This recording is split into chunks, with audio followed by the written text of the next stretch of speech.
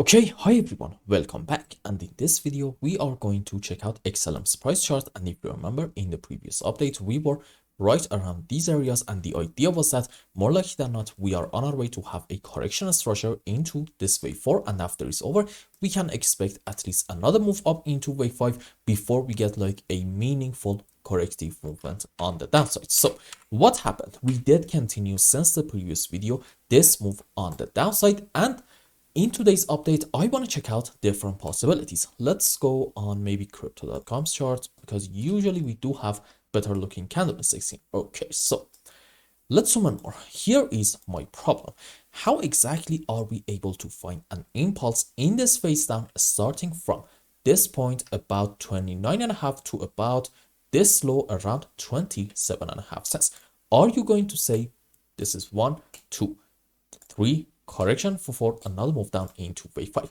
In this case, okay, as you can see, we are clearly having overlapping of the waves between our wave 4 and 2, so our options are basically narrowed to either an expanding leading diagonal or maybe a leading diagonal in form of a wedge. Now, in none of those structures, wave 3 is the biggest wave. And let's just put the chart on regular scale. There we go. Let's measure the length of our supposedly wave 3 from this point to about here and compare it to the other waves.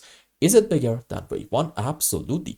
Is it also bigger than wave 5 by a good margin? The answer is yes. So what is it that I'm trying to say?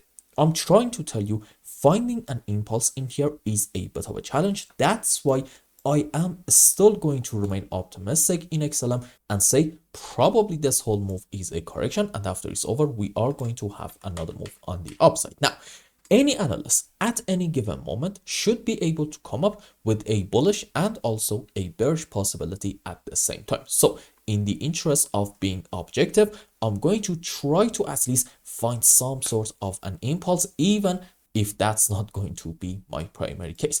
And in that case, I'm gonna say maybe this is 1, 2, 3, and then maybe this is the end of our correction for wave 4, and we had in here another move down into wave 5, and starting from this point and ending to about this region, we had like, yes, an A, B, C in form of an expanded flat. And pay attention to this.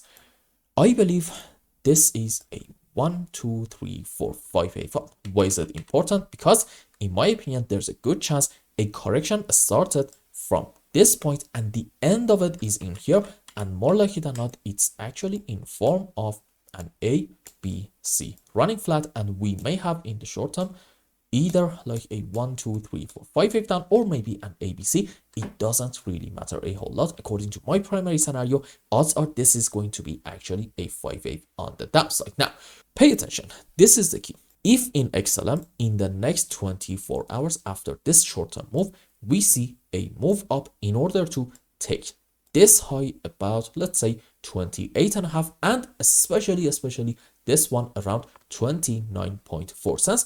At that point, we can be bullish with a lot of confidence. Why? Because finding an impulse in this region at that point is going to be, I'm going to say it, pretty much impossible, suggesting overall we are indeed having a correction structure, and after our move is over, we are going to see some more moves on the upside. So what you want to see in XLM is a move up starting from the current point, or maybe like just a little bit lower, in order to take this high and especially this one. What you do not want to see is something like this, maybe like 1, 2, 5 down into wave 3, correction for 4, another move down into wave 5, and then that might be like into a wave 3, correction for 4, another move down into wave 5. If in the next 24 hours in XLM you see something like this, at that point you need to be very careful, because odds are our move up starting from the lowest low actually may have ended right in here about the 30 cents area. As long as we're not seeing that, I'm gonna say it, we are allowed to be a bit optimistic. And I hope I explained everything well and you understood what is going on in XLM's chart. And until the next update, I hope you have a wonderful time. Goodbye.